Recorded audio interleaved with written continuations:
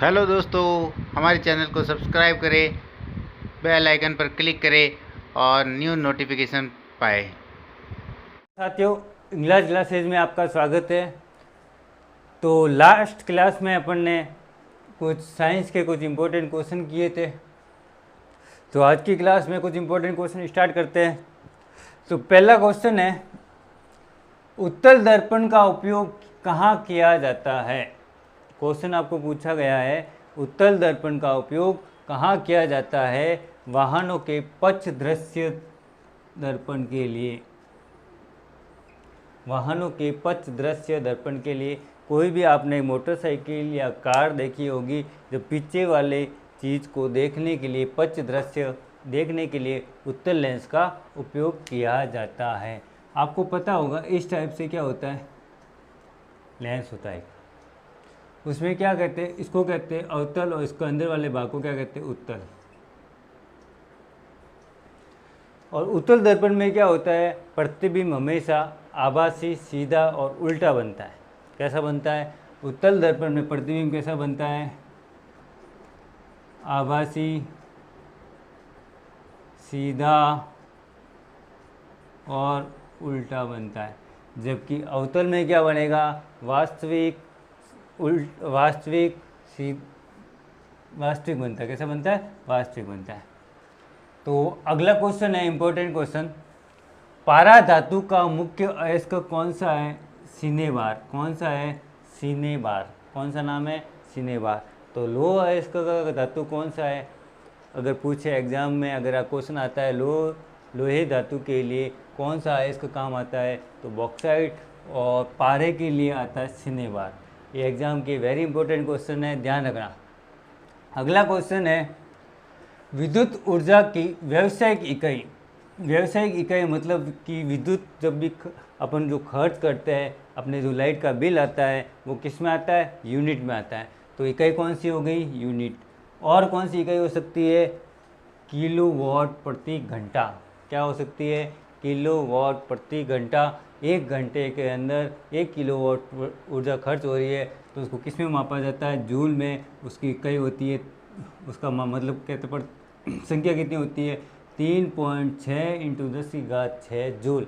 कितनी होती है, 3.6 इंटू 10 की घात 6 जूल। एक बार वापस रिपीट कर रहा हूँ, विद्युत ऊर्जा की व्यावसायिक इकाई होती है किलोवाट प्रति घंटा।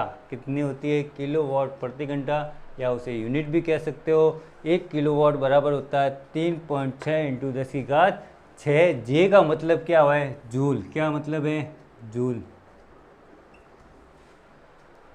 ठीक है, अगला क्वेश्चन लेते हैं, श्वसन किस प्रकार की प्रक्रिया है। श्वसन किस प्रकार की प्रक्रिया है, जो अपन ऑक्सीजन लेते हैं, CO2 छोड़ते हैं, तो ये किस प्रकार की प्रक्रिया है, ये है ऊष्माक्षेपी और ऑक्सीकरण अभिक्रिया। कौन सी, ऊष्माक्षेपी व ऑक्सीकरण अभिक्रिया। ऊष्माक्षेपी किसे कहते हैं, जिसमें ऊष्मा का क्या होता है, उत्सर्जन होता है। क्या होता है, ऊष्मा अब निकाली जाती है। और एक होता है ऊष्माशोषी। क्या होता है, ऊष्माशोषी, जिसमें ऊष्मा को अवशोषण किया जाता है। और ऑक्सीकरण का मतलब क्या है, जिसके अंदर क्या होता है, ऑक्सीजन जुड़ता है। क्या होता है, ऑक्सीजन जुड़ता है। एक ही क्वेश्चन के अंदर 4-5 क्वेश्चन है, ध्यान रखना। अगला क्वेश्चन है, प्रोटीन की अल्पता का कारक क्या है। आपको ये क्वेश्चन पूछना चाहता है, प्रोटीन की कमी से होने वाले रोगों के नाम बताना है, या अल्पता का मतलब उसकी कमी क्या होती है। प्रोटीन की कमी से कौन से रोग होते हैं, 2 रोग होते हैं, एक होता है क्वाशियोरकोर, एक होता है मेरस्मस। क्या होता है, एक होता है क्वाशियोरकोर, एक होता है मेरस्मस। ये रोग दोनों किस में होते हैं, लगभग 90% बच्चों के अंदर ही होते हैं। ये दोनों रोग वयस्क में नहीं होते, ध्यान रखना। यह रोग बच्चों के अंदर ही होते हैं। या तो बच्चा भूख ज़्यादा लगती है, पतला हो जाता है, चिड़चिड़ापन हो जाता है, ये इस वजह से होता है, प्रोटीन की कमी से। अगला इंपॉर्टेंट क्वेश्चन है, सोनालिका व मालविका। नाम बहुत अच्छा है, सोनालिका और मालविका किस फसल की उन्नत किस्में हैं। किसकी किस्में हैं, ये दोनों किस्में हैं गेहूं की। किसकी है, गेहूं की। सोनालिका और मालविका दोनों गेहूं की किस्में हैं। अगला क्वेश्चन है, रक्त समूह ए बी, कौन सा पूछ रहा है, रक्त समूह ए बी के प्लाज्मा में उपस्थित एंटीबॉडी कौन कौन सी होती है। क्या होती है, ए बी के प्लाज्मा में उपस्थित एंटीबॉडी कौन कौन सी होती है। इसके अंदर न तो ए होता है न ही बी एंटीबॉडी होती है। ध्यान रखना, ए बी के अंदर न तो ए एंटीबॉडी होती है न ही बी एंटीबॉडी होती है। अगर ब्लड ग्रुप ए है तो एंटीबॉडी ए होगी, यदि बी है तो बी होगी, और ए बी है तो ए बी के अंदर कुछ भी नहीं होगी। अगर ओ है तो ए और बी दोनों होगी। ये ध्यान रखना, एग्जाम में क्वेश्चन आता ही है। अगला इंपॉर्टेंट क्वेश्चन, लाइकोपीन वर्णक किस फल अथवा सब्जी में पाया जाता है। क्या क्वेश्चन पूछ रहा है, लाइकोपीन वर्णक किस फल अथवा सब्जी में पाया जाता है। वह है टमाटर। किस में पाया जाता है लाइकोपीन वर्णक, टमाटर में। और कैरोटीन वर्णक किस में पाया जाता है, गाजर में। किस में पाया जाता है, गाजर में। कैरोटीन पाया जाता है गाजर में, और टमाटर में पाया जाता है लाइकोपीन। क्या पाया जाता है, लाइकोपीन।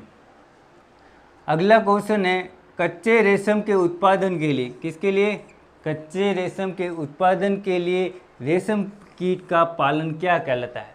जब भी आपको कच्चा रेशम मिला तो उसमें रेशम कीट का पालन क्या कहलाता है, सेरीकल्चर। क्या नाम है, सेरीकल्चर। ये सारे ध्यान रखना, किसी भी जीव जंतु से जो पालन होता है उसका कोई नाम होता है पर्सनल। मधुमक्खी से जो शहद बनाया जाता है उससे क्या कहते हैं, मधुमक्खी पालन। तो अंडे से जो अंडे प्राप्त होते हैं उसे क्या कहते हैं, मुर्गी पालन। तो इसी प्रकार से जो किससे, कच्चे रेशम से जो प्राप्त हो रहा है उसे सेरीकल्चर कहते हैं। ठीक है, फलों के उत्पादन को पोमियोलॉजी कहते हैं। ये सारे ध्यान रखना, उसमें से एक क्वेश्चन एग्जामिनर पूछता ही पूछता है। अगला क्वेश्चन है, मियादी बुखार। क्या नाम है, मियादी बुखार की पुष्टि किस टेस्ट के द्वारा होती है। ऐसा कौन सा टेस्ट है जिससे मियादी बुखार का पता चलता है, उस टेस्ट का नाम है विडाल टेस्ट। क्या होता है, विडाल टेस्ट से मियादी बुखार की पुष्टि होती है।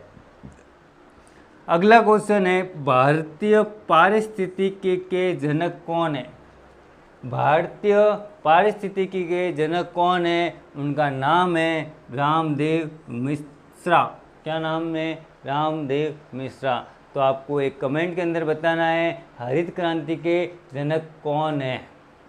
क्या क्वेश्चन पूछ रहा हूँ, हरित क्रांति के जनक का नाम बताना आपको।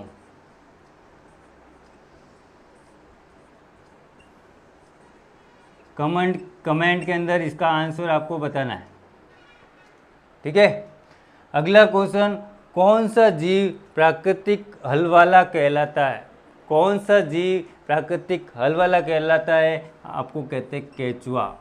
क्या कहलाता है, केचुआ। और केचू और क्या कहते हैं, किसान का मित्र भी कहा जाता है। केचुए को किसान का मित्र भी कहा जाता है।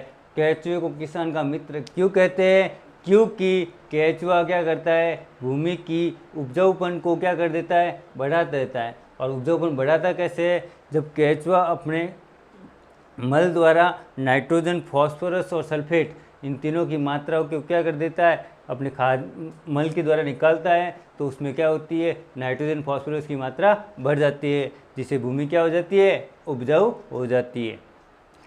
अगला क्वेश्चन है, प्रथम टीका विकसित कब किया गया था, या किसके द्वारा किया गया था, एडवर्ड जेनर के द्वारा। किसके द्वारा, एडवर्ड जेनर के द्वारा प्रथम टीका विकसित किया गया था।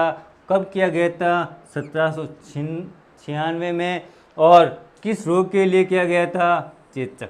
किस रोग के लिए किया गया था, चेचक रोग के लिए 1796 में एडवर्ड जेनर के द्वारा प्रथम टीका बनाया गया था। अगला क्वेश्चन है, मानव में डाउन सिंड्रोम का कारण क्या है। डाउन सिंड्रोम और क्लाइनफेल्टर, उनमें से एक क्वेश्चन हर बार आता है। डाउन फेल्टर और पटाटा सिंड्रोम भी एक है, तो उनका ध्यान रखना। क्रोमोसोम की संख्या 21 की एक अतिरिक्त प्रति की उपस्थिति हो जाती है। जब क्रोमोसोम क्या होता है, 21 क्रोमोसोम की जो संख्या 21 होती है, उसकी जगह एक और अतिरिक्त प्रतिलिपि बन जाती है, तब डाउन सिंड्रोम होता है। अगला, जैव प्रौद्योगिकी का उपयोग किस क्षेत्र में होता है?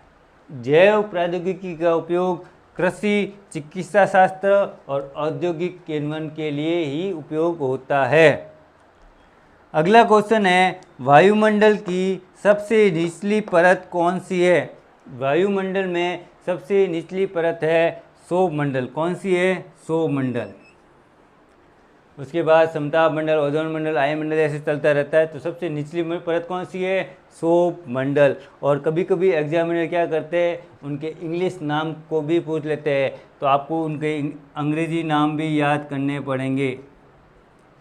लिथोस्फीयर, एस्ट्रोस्फीयर ऐसे कुछ नाम है, वो आपको याद करना है। ध्यान रखना, सौरमंडल की जगह वो आपको इंग्लिश में नाम दे देगा।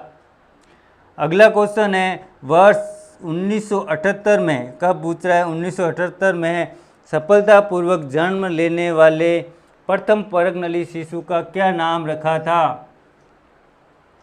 वापस क्वेश्चन को बोल रहा हूँ। वर्ष 1978 में सफलतापूर्वक जन्म लेने वाले प्रथम परगनली शिशु का नाम क्या था? उनका नाम था लुइस ब्राउन। क्या नाम था? Louise Brown. तो बताओ, इंडिया का कौन था? इंडिया की थी दुर्गा। कब परगनली शिशु बनाया था? 1978 में। सब भारत में सबसे पहले 1978 में बनाया था, और विदेश में या वर्ल्ड में लूसी ब्राउन, वो भी 1978 में ही बनाया गया था। आपको पता होगा, आजकल जिन भी जेंट्स या लेडीज़ के जो बच्चे नहीं होते हैं, तो वो परगनली शिशु के द्वारा या तो जेंट्स के शुक्राणु लेते हैं या मादा के अंडाणु लेके उस बच्चे को परगनली शिशु के द्वारा मैच्योर किया जाता है, और उस परगनली को क्या कर दिया जाता है, या तो माता की गर्भाशय के अंदर सप्लाई कर दिया जाता है, जिससे बच्चा पैदा हो सकता है। चांसेस 90% होते हैं, लेकिन 10% नहीं भी होते हैं। अगला क्वेश्चन, पोलियो का टीका प्रथम बार किस वैज्ञानिक ने विकसित किया था? चेचक का किया था 1796 में, और पोलियो का टीका विकसित कब किया गया था? जॉनसन सॉल्क ने किया था। किसने किया था? जॉनसन सॉल्क ने। और चेचक का किसने किया था? एडवर्ड जेनर ने। ध्यान रखना। अगला क्वेश्चन है, विटामिन बी कॉम्प्लेक्स की कमी से कौन सा रोग होता है? विटामिन बी से बेरी, लेकिन ये बी कॉम्प्लेक्स की बात कर रहा है, तो कौन सा रोग हो रहा है? पेलेग्रा। कौन सा? पेलेग्रा। विटामिन बी कॉम्प्लेक्स की बात कर रहा है, बी की बात नहीं कर रहा। बी के अंदर भी B1, B2, B12 है, ध्यान रखना। ये बी कॉम्प्लेक्स की बात कर रहा है, तो इसमें कौन सा? पेलेग्रा। तो इस प्रकार से कुछ इम्पोर्टेंट क्वेश्चन हो गए हैं। अगर आपको इंग्लिश क्लासेस पसंद आती है तो लाइक कीजिए, शेयर कीजिए और कमेंट कीजिए। Thank you.